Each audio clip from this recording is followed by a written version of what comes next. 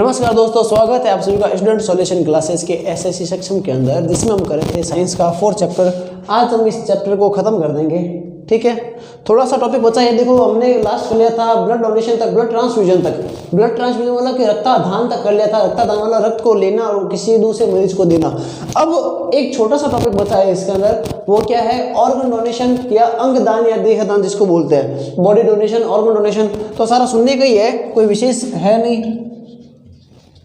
ठीक है, तो अंगदान या देहदान, ठीक है। ऑर्गन डोनेशन बोल दो या बॉडी डोनेशन बोल दो। ठीक है, अंगदान या देहदान क्या है? देखो, सारा जो सुनने का यहाँ से क्वेश्चन क्या आएगा, यहाँ से सिंपल से क्वेश्चन एक नंबर का क्वेश्चन बनेगा। यहाँ से वैसे भी आपको बता चुके हैं कि ये जो चैप्टर, इसमें से 1 लाइन के क्वेश्चन बनेंगे, एक नंबर के क्वेश्चन बनेंगे, और वो ही हमें उसी वे में याद करना है। बड़ा क्वेश्चन बनेगा नहीं। तो देखो, इसमें से जो क्वेश्चन बनेगा इस टॉपिक में से ये बनेगा कि अंगदान दिवस कब मनाया जाता है, अंगदान करने वाले व्यक्तियों के नाम क्या है, और कुछ नहीं पूछेंगे। बाकी थ्योरी क्या है, थ्योरी हम क्या पढ़ सकते हैं, तो सीधी सी सुन लीजिए, ज़्यादा बोर्ड पर जाने की जरूरत ही नहीं है। तो ये है कि सबसे पहले तो अंगदान दिवस, अंगदान करते क्यों हैं? तो एक सिंपल सी कथा है कि हमारा जो भारत है वो पुराने समय से ही परोपकारी होता रहा है, मतलब परोपकार करने के लिए सोचता है, परोपकार करता है। जैसे कि बहुत समय पहले सुनते हैं कि महाराज जो ऋषि थे, कौन? ऋषि दादिश थे, जिन्होंने अपने जो हड्डियाँ थी वो इंद्र को दान की थी, ताकि वो एक वज्र बनाकर अपने जो धर्म की रक्षा कर सके। तो वही कहानी है। तो समय समय पर ऐसे लोग आते हैं जिन्होंने अपने देह का, अपने शरीर का, अपने अंगों का दान करते गए। तो देह दान या अंग दान क्या होता है? सबसे महान कार्य होता है, जिससे हम क्या कर सकते हैं, दूसरों को भी क्या कर सकते हैं, मतलब कि दूसरों के जीवन को क्या कर सकते हैं, परिवर्तित कर सकते हैं, बचा सकते हैं। ठीक है, इसमें कथा भी आती है आपके लाइन के अंदर, मतलब कि बुक में दे रखी है कि मनुष्य मरे कोई काम न सवारे और पशु मरे 1000 काम आवे। मतलब एक मनुष्य होता है वो मरकर कोई काम नहीं आता है, जबकि पशु होता है वो मरने के बाद भी काम करता है। कैसे कि जब कोई जीव जंतु मरते हैं तो उसकी जो स्किन होती है, जो चमड़ा होता है, उसका यूज आता है, जो सींग होते हैं, थॉर्न्स होते हैं, उनका यूज आता है, या उनके जो बोन्स होते हैं उनका भी यूज आता है। सभी चीज़ों का यूज आता है, यहाँ तक कि उनके जो मांस होते हैं उनका भी यूज ले लेते हैं, या उनके जो फर होते हैं, मतलब जो बाल होते हैं, उन सभी का यूटिलाइज कर लिया जाता है। बट मनुष्य के मरने बाद उसको या तो जला देंगे या दफना देंगे, ये काम करेंगे, तो वो काम नहीं आता। तो ये बात कह रहे हैं। फिर इसलिए कहते हैं कि प्रत्येक व्यक्ति को अंगदान या देहदान करना चाहिए। देहदान नहीं तो कम से कम अंगदान करना चाहिए। अब इससे होता क्या है कि अंगदान करना, जैसे किसी ने आंखें दान कर दी, या बॉडी के अलग अलग जो पार्ट्स है उनके किडनी डोनेट कर दी। बेच भी सकते हैं, लेकिन डोनेट की बात चल रही है। ठीक है, तो बेचना तो देखो बिजनेस हो गया, व्यापार हो गया, और काफ़ी जगह ब्लैक मार्केट की तरह से होते भी हैं। लेकिन हमें पढ़ना है बॉडी डोनेशन और ऑर्गन डोनेशन।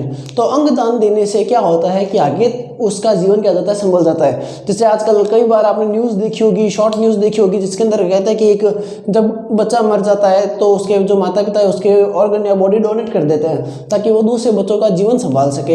ये चीज़ें ऐसे कई न्यूज़ आती रहती है।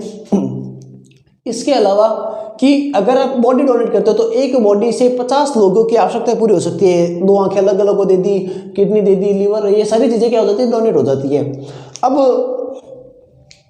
यहाँ पे हमें बस ये देखना कि देहदान, अंगदान कौन कर सकता है और कौन कर सकता है, बस इतना ही देखना। और कब इसका दिवस मनाया जाता है, तो देखो अंगदान जो दिवस है वो आपको याद रखना है कि 13 अगस्त को अंगदान दिवस मनाया जाता है। इतना से याद रखना है, अंगदान। वैसे अंगदान बोलो, देहदान बोलो, मतलब डोनेशन डे है वो 13 अगस्त को मनाया जाता है, याद रह जाएगा। आज़ादी से पहले काफ़ी लोगों ने अपने अंगों का, अपने आज़ाद होने के लिए लड़ाई की, तो कितने अंगों का दान हुआ था भारत माता के लिए। तो अंगदान हुआ था, तभी तो आज़ादी मिली थी। तो अंगदान हुआ था कब? 13 अगस्त को। सिंपल सी बात याद रह जाए, कोई दिक्कत की बात नहीं है। फिर अंगदान करने वाले लोगों के नाम लिखने आपको कि अंगदान करने वाले लोग कौन है। तो देखो कौन कौन है। एक तो है कैप्टन लक्ष्मी सहगल, ठीक है। इसके बाद है डॉक्टर विष्णु प्रभाकर। एक है पश्चिम बंगाल के मुख्यमंत्री है, कौन है? सीएम ज्योतिष बसु, ठीक है। और एक है नानाभाई देशमुख। ये वे जीव है, ये प्राणी है, ये महान इंसान है जिन्होंने अपना बॉडी डोनेट या ऑर्गन डोनेट किया था, अंगदान देहदान किया था। इसके अलावा आपको ये पूछे जाएंगे कि हाल ही में मतलब इन रिसेंट टाइम में किसने अपनी बॉडी को डोनेट करने के लिए घोषणा की है, तो वो कौन है? दो नाम याद रखने आपको, एक तो है साध्वी ऋतंभरा, साध्वी ऋतंभरा है, उन्होंने अपनी बॉडी डोनेट के लिए, और एक है जिनको आप सभी जानते हो, क्रिकेटर है गौतम गंभीर, नाम तो सुना होगा ना गौतम गंभीर, हाँ वही जो क्रिकेटर है गौतम गंभीर। इन्होंने क्या किया है, अपनी बॉडी को डोनेट करने के लिए घोषणा किया कि ये इनके मरने के बाद इनकी जो बॉडी है वो डोनेट कर दी जाए। तो ये आपको याद रखना है, 13 अगस्त अंगदान दिवस किन्होंने किया हुआ और हाल ही में किन्होंने अपने जीते जी घोषणा की कि उनके बाद ये बॉडी डोनेट हो जाए। ठीक है, इतनी बातें। फिर आगे चलते हैं, इसके बाद अगला टॉपिक आता है, मतलब कि टॉपिक तो ये चल रहा है कि अंगदान कौन कर सकता है, तो बॉडी डोनेशन कौन कर सकता है, अंगदान कौन कर सकता है। तो अंगदान कोई भी कर सकता है। तो इसके लिए देखो कुछ शर्त है कि सबसे पहले तो क्या है कि वो व्यक्ति जो है 18 साल से ऊपर होना चाहिए। कोई भी व्यक्ति है जो ऑर्गन डोनेट करना चाहता है वो क्या कितना होना चाहिए, 18 साल से ऊपर होना चाहिए। सिंपल सी बात है, 18 साल से पहले तो कुछ भी हो नहीं सकता। फिर भी अगर वो 18 साल से कम उम्र का है तो वो अपने अभिभावक, अपने पेरेंट्स, अपने गार्जियन के रेफरेंस में उनको क्या कर सकता है, मतलब उनको बात कहकर उनके थ्रू क्या कर सकता है, बॉडी डोनेट कर सकता है। फिर कोई भी व्यक्ति जीते जी डोनेट कर सकता है और जीने के बाद भी, मतलब कि उसने जीते जी लिख दे कि मेरे मरने का दिन होना चाहिए, तो ये दोनों कंडीशन में हो सकती है। फिर अगर कोई व्यक्ति है जो मर चुका है लेकिन उसके कोई लिखापट्टी नहीं कर रखी कि वो डोनेट करना चाहता है, बट उसकी जो बॉडी जिसके हवाले है, मतलब जिसके अंडर में उसकी बॉडी है, जिसके पास उसका क्या बोलते हैं राइट्स है उसकी बॉडी का, वो उसकी बॉडी में से डोनेट करवा सकता है। या फिर समझ लीजिए जैसे कि खाली दो भाई रहते हो, ठीक है, उसके और कोई साथ में नहीं रहते, दोनों भाई आपस में जब जिंदा थे तो बात करते थे कि मेरी मरने तो मेरी इच्छा है कि मैं अपनी बॉडी डोनेट कर दूं। अब वो अचानक उसकी एक्सपायर हो जाता है, डेथ हो जाता है, तो उसका जो भाई है वो ऐसा करवा सकता है कि इन्होंने इनकी इच्छा थी तो वो इस प्रकार से कर सकते हैं। ठीक है, बॉडी डोनेट करना किसी भी धर्म का, किसी भी जाति का हो सकता है। ठीक है, कैसा भी व्यक्ति हो सकता है, कुछ भी हो सकता है, इंसान होना चाहिए बस। ठीक है, शरीर से, मन से हो या नहीं वो बात की बात है, शरीर से इंसान होना चाहिए। बॉडी डोनेट किसी को भी कर सकता है, किसी से भी ले सकता है, किसी को भी दे सकते हैं। ये इतनी ही बातें हैं इस लेसन के अंदर। फिर यहाँ पर ये लेसन क्या हो जाता है, मेन खत्म हो जाता है। एक टॉपिक हमने इस लेसन में बीच में स्किप कर दिया था, छोड़ दिया था, उसका क्वेश्चन नहीं आता है, फिर भी कर लेते हैं कि जो आनुवंशिकता महत्व है रक्त समूह की, मतलब जो ब्लड ग्रुप है उसका महत्व क्या है। तो इसका क्वेश्चन देखो क्या आ सकता है, फिर क्या बनता है, या फिर समझने के लिए कि रक्त समूह कैसे उत्पन्न होता है। देखो ब्लड ग्रुप कौन कौन से होते हैं, बड़ा सिंपल सा है, अभी हो जाएगा। देखो 4 ब्लड ग्रुप होते हैं, ए बी और ओ। देखो ए किस किस से हो सकता है, तो जैसे मेंटल वाले चैप्टर में आता है वैसे इसके अंदर ए को पैदा करने के जो जीनोटाइप्स होते हैं, आई ए और आई ए। ठीक है, इम्यूनिटी की मतलब कि आई ए और आई ए, प्रतिरक्षी आई है, कौन सा प्रतिरक्षी है, वो भी ए है। एंटीजन कौन सा है, एंटीजन आई कौन सा, ए है। या फिर क्या हो सकता है, खाली आई हो सकता है, I0, आप इसको I0 लिखो या I0 मतलब कि आई स्मॉल लिखो की बात है। फिर बी की बात करें तो बी के जो जीनोटाइप है IB और IB हो सकते हैं, IB और I0 हो सकते हैं, दोनों एक ही बात है, ये और ये। फिर अगर AB की बात करें तो इसमें क्या होगा, IA एंड IB। O की बात करें तो ना A होगा ना B होगा। ये 4 टाइप के ब्लड ग्रुप के इतने जीनोटाइप्स बनते हैं। ठीक है, पता होगा आपको क्योंकि हमने कर लिया था पहले जब ब्लड ग्रुप का किया था। अब इसमें क्वेश्चन क्या बनता है कि एक एग्जांपल करेंगे आपको समझ में आ जाएगा कि एक बच्चा है,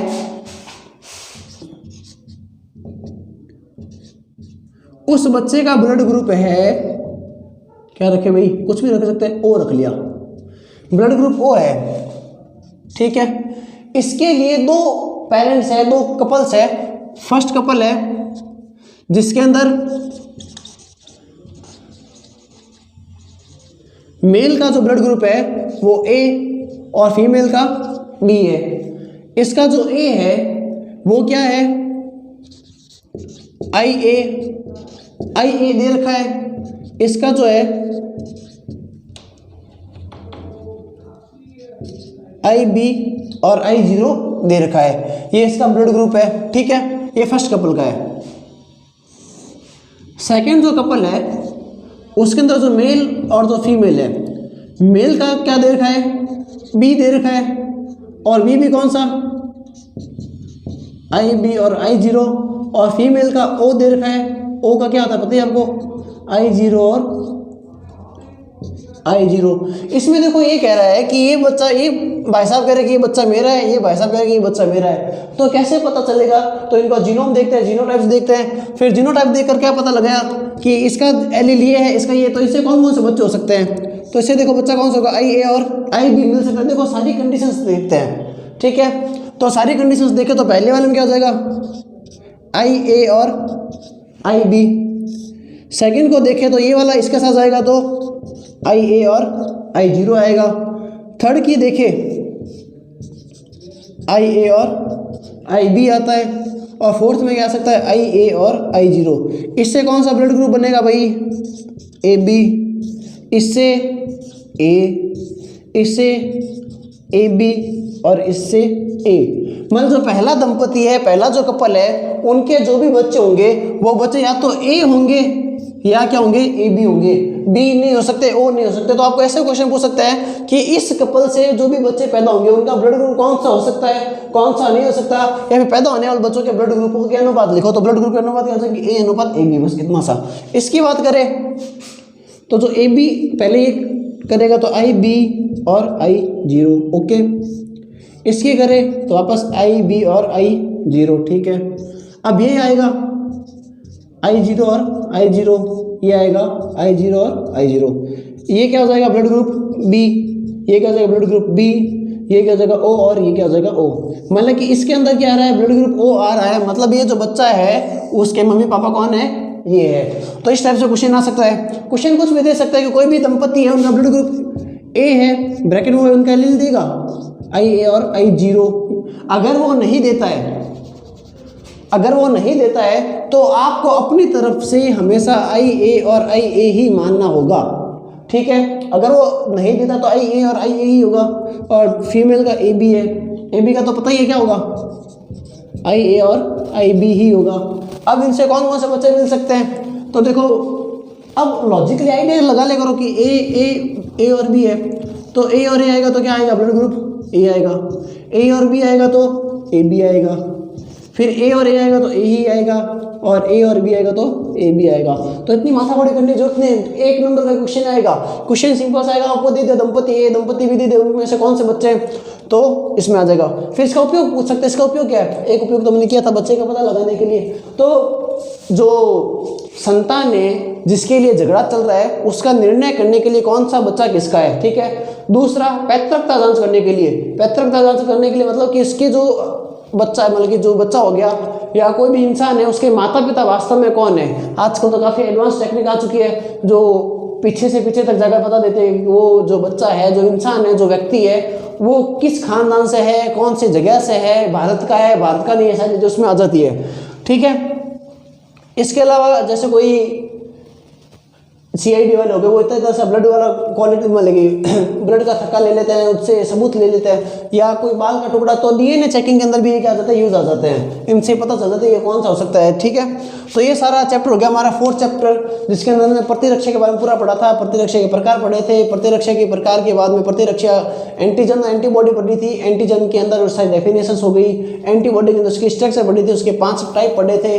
उसके बाद हमने ब्लड को शुरू किया था, ब्लड को शुरू करने के बाद ब्लड के अंदर जो ब्लड ग्रुप था, मैंने हमारा ब्लड ग्रुप किया, RH ग्रुप किया, RH के बाद में एरिथ्रोब्लास्टोसिस फर्टिलिस वाला बीमारी की, फिर ब्लड ट्रांसफ्यूजन किया, ब्लड ट्रांसफ्यूजन के बाद ब्लड डोनेशन के बाद ऑर्गन डोनेशन किया, और ये किया।